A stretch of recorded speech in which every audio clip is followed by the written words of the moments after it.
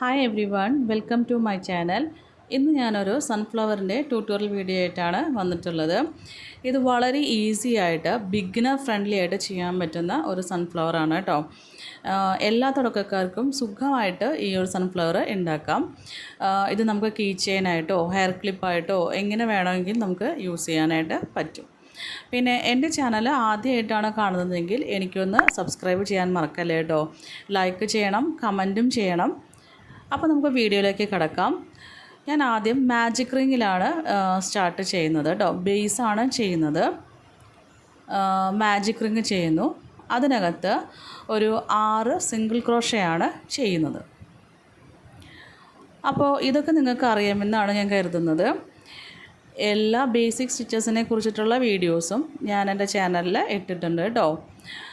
അറിയാത്തവരെ അതൊക്കെ ഒന്ന് പോയി കണ്ടു നോക്കണേ. 6 സിംഗിൾ ക്രോഷേ ആയിക്കഴിഞ്ഞാൽ നമുക്ക് മാജിക് റിങ് ക്ലോസ് ചെയ്യാം. ആദ്യത്തെ സ്റ്റിച്ചിൽ കൂടി ഹുക്ക് ഇൻസേർട്ട് ചെയ്ത് നമുക്കൊരു സ്ലിപ്പ് സ്റ്റിച്ച് ഇട്ട് കൊടുക്കാം.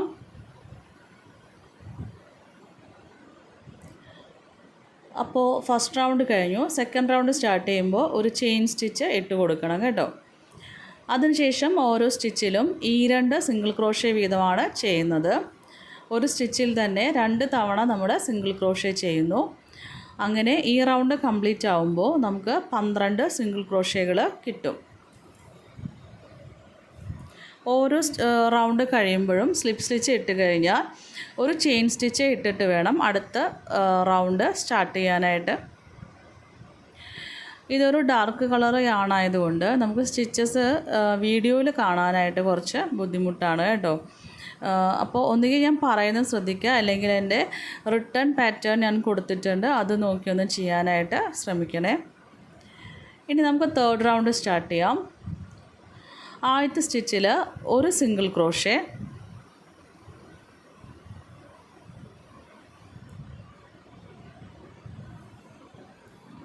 നെക്സ്റ്റ് സ്റ്റിച്ചിൽ 2 സിംഗിൾ ക്രോഷേ ആണ് ചെയ്യുന്നത്. 1, 2 എന്നുള്ള അനുപാതത്തിലാണ് ചെയ്യുന്നത്. ഒരു സിംഗിൾ ക്രോഷേ, 2 സിംഗിൾ ക്രോഷേ. ഇങ്ങനെ വരുമ്പോൾ ഈ റൗണ്ട് കംപ്ലീറ്റ് ആകുമ്പോൾ നമുക്ക് 18 സിംഗിൾ ക്രോഷേസുകൾ ചെയ്യേണ്ടതായിട്ട് വരും.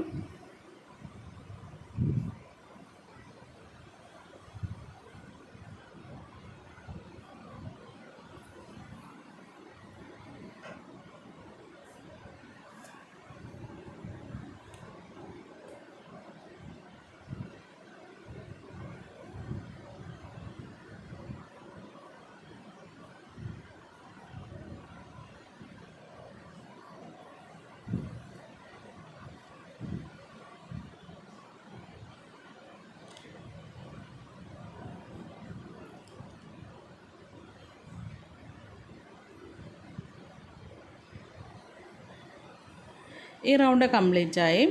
നെക്സ്റ്റ് റൗണ്ട് സ്റ്റാർട്ട് ചെയ്യുമ്പോൾ വീണ്ടും ഒരു ചെയിൻ സ്റ്റിച്ച് ഇട്ട് തുടങ്ങാം. അടുത്തത് 1, 1, 2 എന്നുള്ള റേഷ്യോയിലാണ് പോകുന്നത് കേട്ടോ. ഫസ്റ്റ് സ്റ്റിച്ചിൽ ഒരു സിംഗിൾ ക്രോഷേ, വീണ്ടും അടുത്ത സ്റ്റിച്ചിൽ ഒരു സിംഗിൾ ക്രോഷേ, തേർഡ് സ്റ്റിച്ചിൽ 2 സിംഗിൾ ക്രോഷേ ഒരുമിച്ചാണ് ചെയ്യുന്നത്.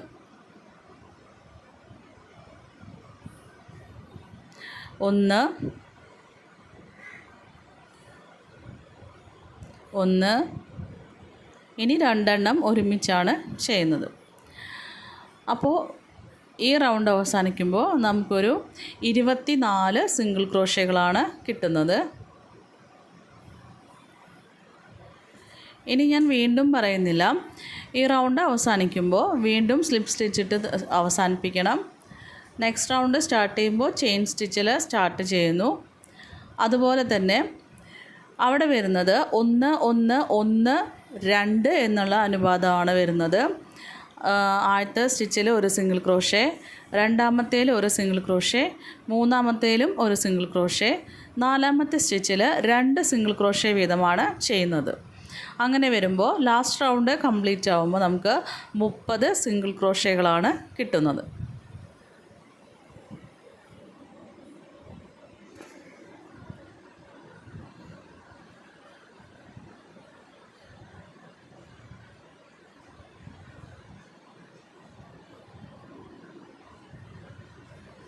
മൂന്നെണ്ണം കഴിഞ്ഞു. ഇനി നാലാമത്തെ സ്റ്റിച്ചിൽ 2 സിംഗിൾ ക്രോഷ്യ വീതം വെച്ചാണ് ചെയ്യേണ്ടത്.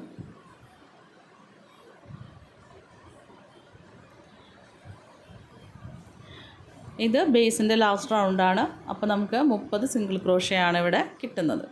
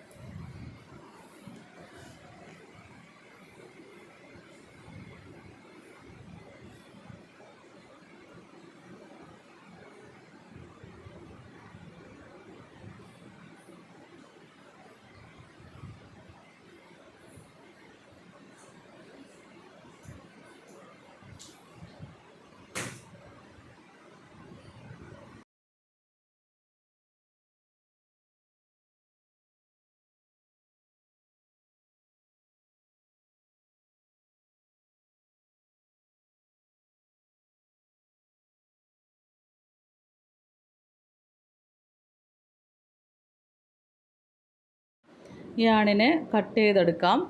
ആ ഒരു ടെയിൽ വരുന്നതിന് നെക്സ്റ്റ് സ്റ്റിച്ചിൽ കൂടി ഹുക്ക് ഇൻസേർട്ട് ചെയ്ത് പുറകുവശത്തേക്ക് നമുക്ക് വലിച്ചെടുക്കാവുന്നതാണ് കേട്ടോ. ഇതുപോലെ തന്നെ ഗ്രീൻ കളർ യാൺ വെച്ചിട്ടും ഞാൻ ഒരെണ്ണം ഉണ്ടാക്കിയിട്ടുണ്ട്. അത് ഫ്ലവറിൻ്റെ ബാക്ക് സൈഡിൽ വരുന്നതാണ് കേട്ടോ. ഇനി നമുക്ക് ഈ 2 ബേസും കൂടെ അറ്റാച്ച് ചെയ്യാം. യാൺ യെല്ലോ കളറാണ് യൂസ് ചെയ്യുന്നത്. യാൺ കണക്റ്റ് ചെയ്ത് കഴിഞ്ഞാൽ ഓരോ സ്റ്റിച്ചിൽ കൂടിയും ഹുക്ക് ഇൻസേർട്ട് ചെയ്ത് സിംഗിൾ ക്രോഷ്യകൾ നമുക്ക് ചെയ്യാം. ബ്രൗണിൽ ചെയ്യുന്ന അതേ സ്ഥലത്ത് തന്നെ ആവണം ഗ്രീനിലും ചെയ്യുന്നത് കേട്ടോ. അങ്ങനെ നമുക്കൊരു 30 സിംഗിൾ ക്രോഷ്യയാണ് ഇവിടെ വേണ്ടി വരുന്നത്. 30 സിംഗിൾ ക്രോഷ്യ ഉപയോഗിച്ചുകൊണ്ട് നമുക്ക് ഈ 2 ബേസിനെയും കൂട്ടി ചേർക്കാവുന്നതാണ്. ഏകദേശം പകുതി വരെ നമുക്ക് ചെയ്യാം. അതിനുശേഷം നമുക്ക് ഒരു കോട്ടൺ വെച്ച് ഫില്ല് ചെയ്ത് കൊടുക്കാം.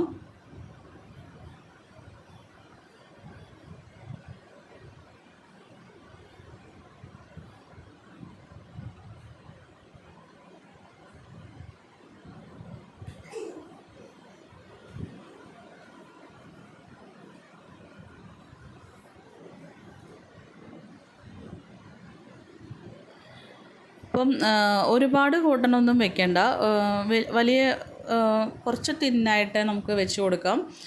ചെറുതായിട്ടൊന്നിങ്ങനെ പൊങ്ങി നിൽക്കുന്ന രീതിയിൽ വെച്ചാൽ മതിയാവും കേട്ടോ. വീണ്ടും കോട്ടൺ വെച്ച് കഴിഞ്ഞാൽ കൂട്ടിപ്പിടിച്ചുകൊണ്ട് റൗണ്ട് നമുക്ക് കംപ്ലീറ്റ് ചെയ്യാം.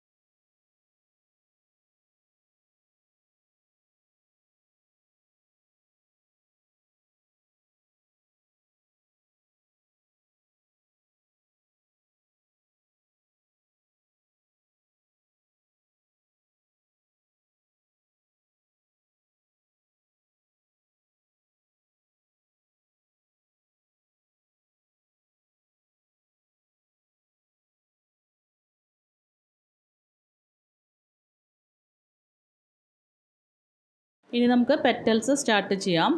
2 ചെയിൻ സ്റ്റിച്ച് ഇട്ട് കൊടുക്കുക. നെക്സ്റ്റ് സ്റ്റിച്ചിലായിട്ട് ഒരു ഡബിൾ ക്രോഷേ. യാണിനെ ഹുക്കിൽ ഒരു തവണ ചുറ്റിയിട്ടാണ് ഡബിൾ ക്രോഷേ ചെയ്യുന്നത്. അടുത്തതായിട്ട് ഒരു ട്രിപ്പിൾ ക്രോഷേ. യാണിനെ ഹുക്കിൽ 2 തവണ ചുറ്റുന്നു. അതേ സെയിം സ്റ്റിച്ചിൽ തന്നെയാണ് ട്രിപ്പിൾ ക്രോഷേ ചെയ്യുന്നത്.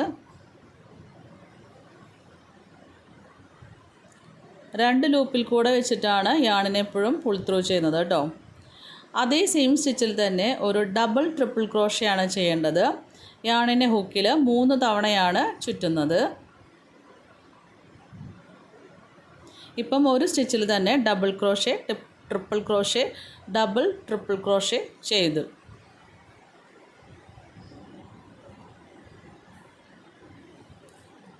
ഇനി 3 ചെയിൻ സ്റ്റിച്ച് ചെയ്യാം.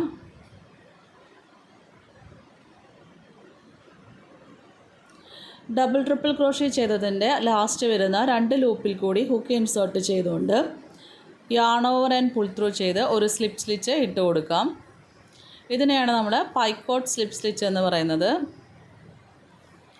അടുത്ത സ്റ്റിച്ചിലാണ് ഇനി ചെയ്യാനുള്ളത്. ആദ്യം തന്നെ ഒരു ഡബിൾ ട്രിപ്പിൾ ക്രോഷേ.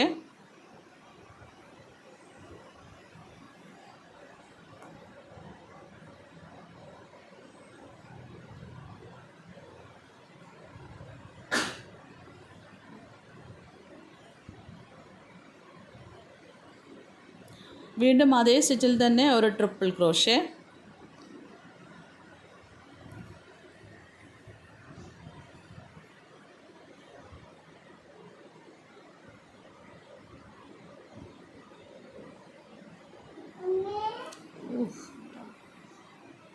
സെയിം സ്റ്റിച്ചിൽ തന്നെ ഒരു ഡബിൾ ക്രോഷേ കൂടി ചെയ്യാം.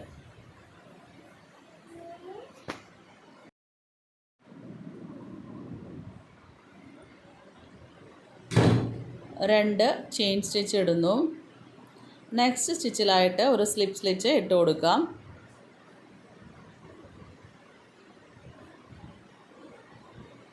ഇപ്പോൾ നമുക്ക് ഒരു പെറ്റൽ റെഡി ആയിട്ടുണ്ട്. ഓരോ പെറ്റലിനും 3 സ്റ്റിച്ചസ് വീതമാണ് നമുക്ക് വേണ്ടി വരുന്നത് കേട്ടോ. അങ്ങനെ വരുമ്പോൾ നമുക്കൊരു 10 പെറ്റലാണ് ചെയ്യാനായിട്ട് കിട്ടുന്നത്. വീഡിയോ എല്ലാവർക്കും ഇഷ്ടപ്പെട്ടെന്ന് വിചാരിക്കുന്നു. എനിക്കൊരു ലൈക്കും സബ്സ്ക്രൈബും തരാനായിട്ട് മറക്കരുത് കേട്ടോ. Thank you.